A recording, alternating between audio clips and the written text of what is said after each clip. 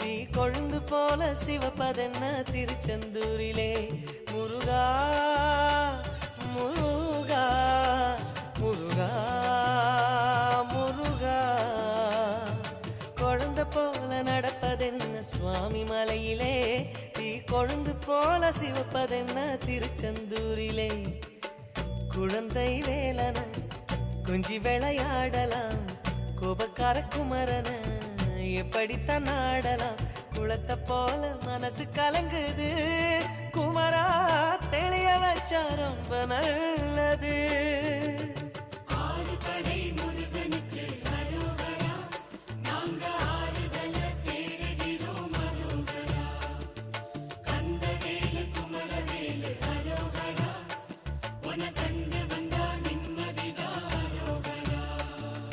பழனியிலே சந்நியாசி, தணிகையிலே சம்சாரி.